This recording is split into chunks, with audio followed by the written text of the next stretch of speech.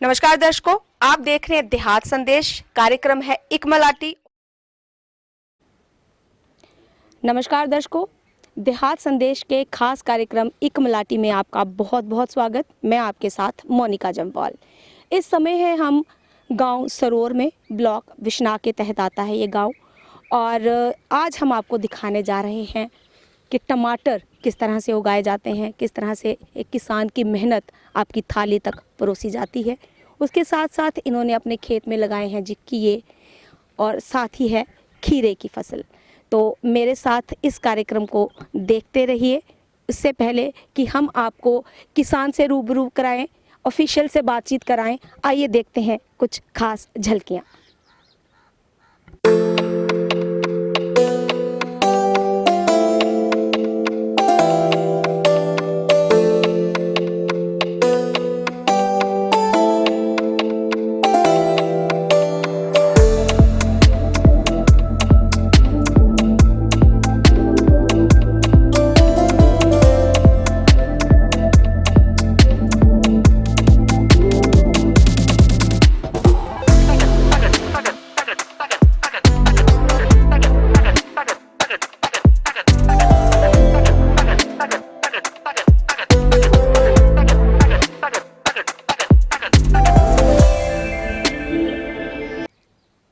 दर्शकों, मेरे साथ मौजूद हैं फार्मर पुरुषोत्तम जी। तो चलिए इनसे बातचीत करते हैं। पुरुषोत्तम जी, बहुत बहुत स्वागत है आपका। Thank you.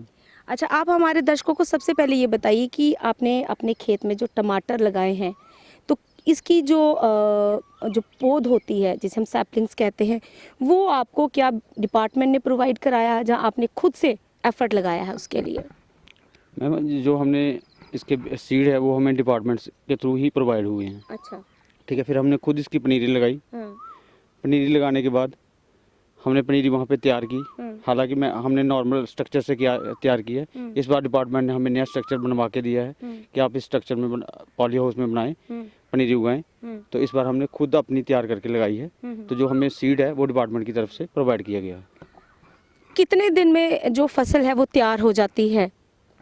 मैम, लगभग ये 3 महीने लेती है। टमाटर की फसल 3 महीने में तैयार होती है पूरी। तो आप इसकी जो चुनाई है, जो तोड़ाई है, वो डेली करते हैं? हाँ मैम, एक दिन छोड़ के एक दिन ही करते हैं। अच्छा। हाँ। तो मार्केट का क्या रहता है, खुद लेके जाते हैं बाजार? हाँ, मार्केट में मंडी में खुद लेके जाते हैं हम। हाँ। तो एक मतलब बड़ा पर्सनल सा है, सुबह कितने बजे उठते हैं? मैम, सुबह 4 बजे उठते हैं हम। कहते हैं जो किसान है ना, उसके लिए नींद जो है बड़ी हराम होती है, क्योंकि सोने का तो टाइम ही नहीं मिलता है उसको, सो तो है मैम। है ना? हाँ बिल्कुल। अच्छा, ये बताइए, टमाटर बड़ी जल्दी खराब होने वाली फसल है ना? मतलब एक दिन नहीं तोड़ा तो जैसे ही पका वैसे ही सड़ना भी शुरू हो जाता है। साथ ही साथ इसको तोड़ना है, फिर इसको मंडी तक पहुंचाना है। वो जो मेहनत है, क्या उस मेहनत का पूरा भाव मिलता है? नहीं मैम, मेहनत का पूरा भाव तो नहीं मिलता। फिर भी कई बार क्या होता है कि रेट बढ़ते हैं, कई बार कम होते हैं। जैसे इस बार बिल्कुल कम है रेट, तो हमें वो मेहनत भी नहीं पड़ रही। कई बार होता है, पिछली बार क्या हुआ कि पिछली बार बड़े ज़्यादा हाईएस्ट रेट थे, उससे हमने 3-4 लाख रुपए कमाया भी। लेकिन इस बार रेट कम है तो हमें हो सकता है उतने पैसे मिले जितने हमने लगाए हैं, या उससे थोड़े ज़्यादा मिल जाएं। भाव का कोई डिसाइड नहीं होता, परमानेंट डिसाइड नहीं है कि इतना ही रहेगा। हो सकता है अगर गर्मी ज़्यादा पड़ी तो पौधे ख़राब होंगे, और हो सकता है बाद में हमें रेट मिल जाए। इसका कोई कन्फर्म नहीं है कि इतने ही पैसे मिलेंगे। सीजन पे होता है सारा। पुरुषोत्तम जी, ये जो हमारे इलाके है ना, मोस्टली यहाँ पे लोग पहले लगाते थे, गेहूँ लगा ली खाने के लिए, चावल लगा ली, और वही हमारी स्टोरेज तक की होती थी कि हमने साल भर ये चीज़ खानी। सब्जियाँ सिर्फ हमारे किचन गार्डन तक सीमित होती थी, और बहुत कम किसान सब्जियों की तरफ जाते भी हैं। हमने देखा आपने किया भी लगाया हुआ है, खीरा भी लगाया हुआ है।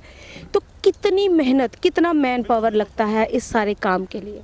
मैन पावर तो मैम ये है ही, मैन पावर का काम है। एक्चुअली क्या है कि जब भी हम कोई चीज़ लगाएंगे उसकी गुड़ाई निराई के लिए, पानी के लिए, अगर देखा जाए उस हिसाब से देखा जाए तो हमें मैन पावर की सबसे ज़्यादा ज़रूरत पड़ती है सब्जी में।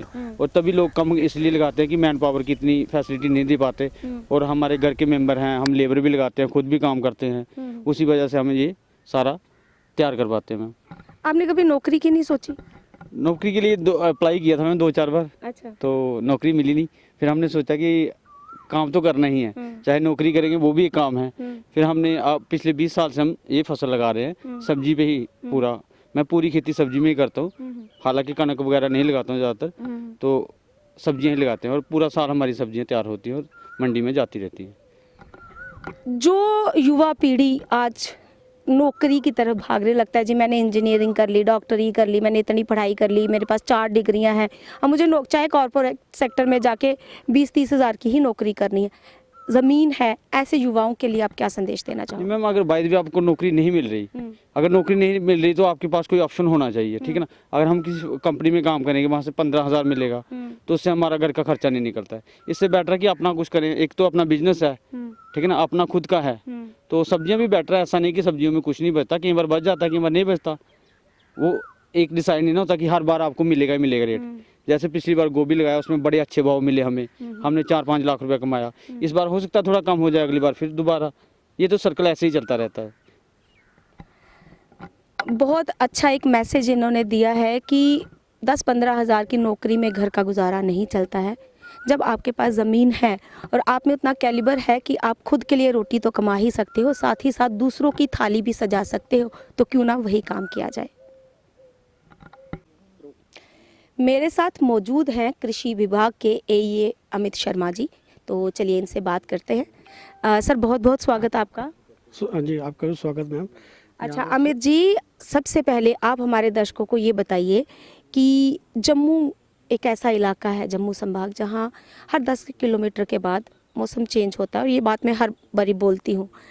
गर्मियों की जो सब्जियां होती हैं, जैसे टमाटर हो गया, खीरा हो गया, ठीक है, किसानों को इन सब्जियों की तरफ मोटिवेट करने के लिए विभाग क्या कोशिशें कर रहा है?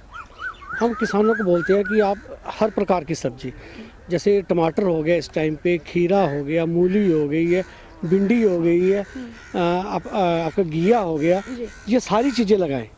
इससे क्या होगा कि एक तो अपने घर की ज़रूरतें भी पूरी कर पाएगा, और बाहर लोगों की ज़रूरतें, लोगों की थाली में भी हर प्रकार की सब्जी जाएगी। अगर किसान सोचेगा कि मैं एक ही सब्जी लगाऊं जिससे मेरे को ज़्यादा प्रॉफिट हो, तो उसमें एक पूरे समाज को सब्जी की जो डिमांड है वो पूरी नहीं होगी, और उसके रेट्स काफ़ी ज़्यादा हाई हो जाएंगे। अगर वो हर एक चीज़ थोड़ी थोड़ी करके लगाते हैं, तो उससे क्या है कि एक यूनिफॉर्मिटी बनी रहती है वेजिटेबल्स की, जिससे उनका रेट भी अच्छा बाजार में मिलता रहता है, और लोगों तक भी सारी सब्जियां जिनमें विभिन्न प्रकार की पौष्टिक चीज़ें हर सब्जी में होती हैं, तो लोगों की थाली में जाती हैं। दर्शकों, डोगरी कवित्री पद्मा सचदेव का लिखा गाना निकड़े फंगड़ू उच्ची उड़ान जाइए थमना किया शमान, लता मंगेशकर जी ने इसी अपनी आवाज़ दी थी, और ये काफ़ी प्रसिद्ध हुआ था गाना। अगर आपके पास ज़मीन है तो आपको उड़ान भरने का जो हौसला है वो कृषि विभाग दे रहा है। आपको बस उड़ान भरनी है और सफलता की कहानी लिखनी है। ज़मीन आपको बादशाह बनाती है। ज़मीन ना सिर्फ आपको बादशाह बनाती है, बल्कि आपको इस काबिल बनाती है कि आप दूसरों को रोज़गार मुहैया करवा सको, आप अपनी सल्तनत खड़ी कर सको। आपको हिम्मत नहीं हारनी है, बल्कि दूसरों के लिए हिम्मत का स्रोत बनना है, प्रेरणा बनना है। ऐसी ही कहानियाँ हम आप तक पहुंचाते रहेंगे। हमारा ये कार्यक्रम आपको कैसा लगा, कमेंट करके हमें ज़रूर बताइएगा। देखते रहिए देहात संदेश, और मुझे दीजिए इजाज़त। नमस्कार।